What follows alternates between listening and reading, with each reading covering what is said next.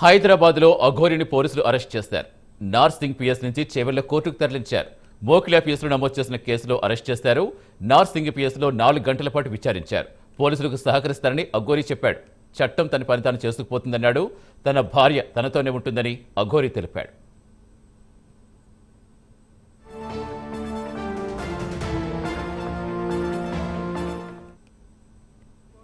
చట్టం తన పని తాను చేసుకొని పోతుంది. నేను పోలీసులకు సహకరిస్తున్నాను, కోర్టుకు సహకరిస్తున్నాను. ఇప్పుడు మీతో పాటు ఉన్న అమ్మాయి ఎక్కడ ఉంది? మీతో పాటు భార్య నాతోనే ఉంటది. జైలు కేసు కోర్టులో ఉంది. చట్టం తన పని తాను చేసుకొని పోతుంది. నేను పోలీసులకు సహకరిస్తున్నాను, కోర్టుకు సహకరిస్తున్నాను. ఇప్పుడు మీతో పాటు ఉన్న అమ్మాయి ఎక్కడ ఉంది? మీతో పాటు భార్య నాతోనే ఉంటది. జైలు పూర్తి సమాచారం ఇచ్చేందుకు మా కరెస్పాండెంట్ కుమార్ జరుగుతారు. కుమార్, ప్రస్తుతం అఘోరి ఏ కేసులో ప్రస్తుతం అరెస్ట్ అయి ఉన్నాడు? వర్షిణి ఎక్కడుంది ఇప్పుడు ప్రస్తుతం? Thank you Satish. వివాదాలకి కేర్ ఆఫ్ అడ్రస్ గా ఉన్న అఘోరి అలియా శ్రీనివాస్ ని హైదరాబాద్ పోలీసులు అయితే అదుపులోకి తీసుకున్నారు. ముఖ్యంగా నిన్న ఏదైతే ఉత్తరప్రదేశ్, మధ్యప్రదేశ్ అఘోరితో పాటు శ్రీవర్షిణిని కూడా అదుపులోకి అయితే తీసుకొని ఈ రోజు తెల్లవారుజామున హైదరాబాద్ కి అయితే తీసుకురావడం జరిగింది.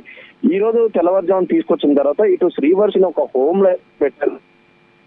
మాత్రం అక్కడి నుంచి నేరుగా నార్సింగ్ పిఎస్ కి అయితే తీసుకొచ్చారు. పిఎస్ కి తీసుకొచ్చిన తర్వాత 4 గంటల పాటు ఏదైతే అఘోరిని అయితే పూర్తిగా విచారించారు. ముఖ్యంగా మోకిలా పిఎస్ లో నమోదైన ఒక కేసు ఆధారంగా అఘోరిని అయితే అదుపులోకి తీసుకున్నారు. పిఎస్ లోని ఏదైతే పిఎస్ ఒక కేసు అయితే నమోదైంది. ఒక మహిళ దగ్గర 5 లక్షలు తీసుకొని ఏదైతే తాజాగా పూజలు చేపిస్తానంటూ కూడా 5 లక్షలు తీసుకొని ఆమెతో పూజలు చేపించి ఉజ్జయిని తీసుకెళ్లి మరి పూజలు అయితే చేపించింది. ఆ తర్వాత మరొక 5 లక్షలు ఇవ్వాలంటూ కూడా డిమాండ్ చేసింది. లేదంటే పూజలో ఫలితం ఉండదంటూ కూడా మరొక 5 లక్షలు డిమాండ్ చేసి ఆమె అఘోరి అయితే తీసుకోవడం జరిగింది. 10 లక్షలు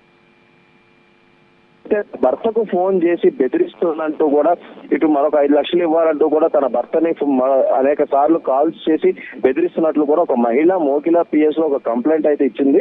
ఈ నేపథ్యంలోనే ఫిబ్రవరి 25వ తారీఖున ఈ అఘోరి అలియా శ్రీనివాస్ పై ఒక కేసు కూడా నమోదైంది. దాంతో ఎఫ్ఐఆర్ కూడా నమోదవడంతో కూడా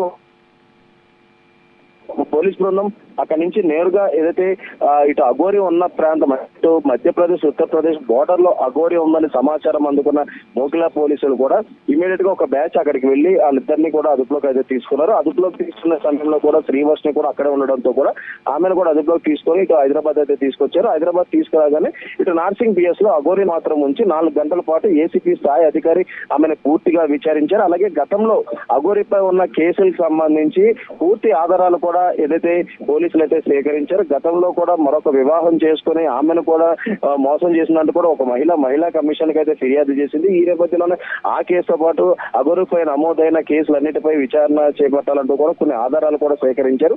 ఈ నేపథ్యంలో ప్రస్తుతం ఈ ఏదైతే బెదిరింపులు దాంట్లో కూడా ప్రస్తుతం అదుపులోకి తీసుకున్నారు.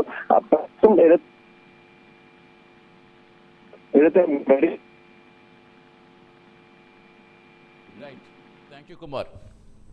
Thank you Kumar.